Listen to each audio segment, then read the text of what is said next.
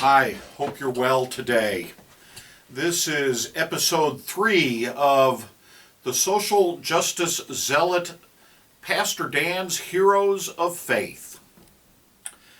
I think it was April 1980 or 81, somewhere around in there, when I was introduced to 3 extraordinary Christians and 1 extraordinary mission.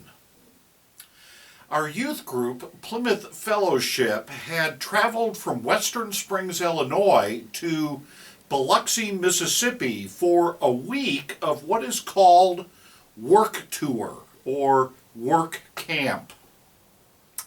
Let me introduce to you David and Carlin Stevens and Bruno Schrader. They were the staff of the Back Bay Mission during that time in the mission's history. It was under their leadership the mission helped to launch the Coastal Family Health Center, Loaves and Fishes Food Pantry, the Gulf Coast Women's Center. They created an outreach ministry of shrimp boils so that Back Bay's story could be shared throughout the country around tables heaped with tasty boiled Gulf shrimp. The Women's Center would launch the state's first preschool program that would be designed to help prevent substance abuse. Back Bay also created the South Mississippi AIDS Task Force. These 3 saints were certainly faithfully creative and committed to social justice for the people in need along the Mississippi Gulf Coast. Another of Back Bay's missions that was enhanced and shared by this team of servants is work camping. What was first envisioned as a spring and summer opportunity for high school groups has now grown to be nearly a year-round ministry for youth as well as adult groups. I even took an intergenerational group to Back Bay in the 90s.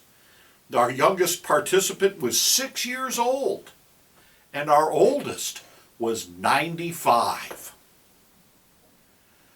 Back Bay's philosophy of work camping is built upon the importance of experiential learning. That is, we learn the deep and formative lessons the best when we are fully engaged in mind, body, and spirit. Now, it's important to point out that work camping is not slave labor.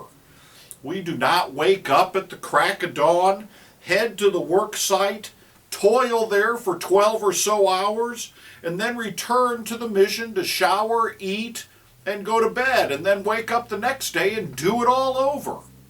No, work camping, of course, offers opportunities for Christian service, but it also counts as essential learning about the local culture and the people and recreating in God's amazing creation.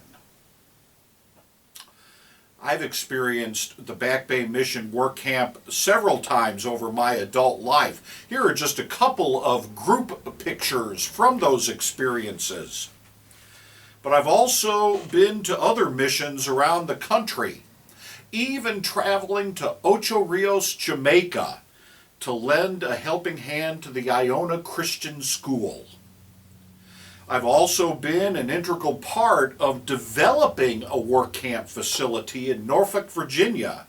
It was shaped after the Back Bay Mission model. Work camping has inspired by David and Carlin and Bruno at Back Bay Mission are my heroes of faith. Now let me tell you why. James, who is believed to be the brother of Jesus, writes in his letter contained in the New Testament, "Be doers of the word, and not merely hearers, who deceive themselves. For if any are hearers of the word and not doers, they are like those who look at themselves in a mirror. For they look at themselves and then, on going away, immediately forget what they were like. But those who look into the perfect law, the law of liberty and perseverance, being not hearers who forget, but doers who act, they will be blessed in their doing." Just as a snowball pushed down a hillside grows in size, faith inspires works, which grow into a deeper faith, which inspire greater works, which then grows into an ever-deepening faith, which inspires even greater works. And, well, you get the idea. I call this snowball theology, and it is present in the work camp moment and model. Young and old alike travel to a destination with a limited notion of helping people in need. And so they do. But at the end of the work camp week, the participants emerge changed, inspired, transformed. They don't look at life the same way anymore. They don't view people in need as those folks over there anymore. Instead, they have had a faith experience that has prompted in them the need to offer themselves to others in greater ways, perhaps greater ways than they had ever imagined. My faith journey and who I am as a human being and as a pastor has been influenced by my work camp experiences. Whether it was Biloxi, Mississippi, Johns Island, South Carolina, Washington, D.C., Shenandoah, Missouri, San Angelo, Texas, Ocho Rios, Jamaica. My sense and understanding of Micah chapter 6 verse 8 is only surpassed by my renewed energy and commitment to serve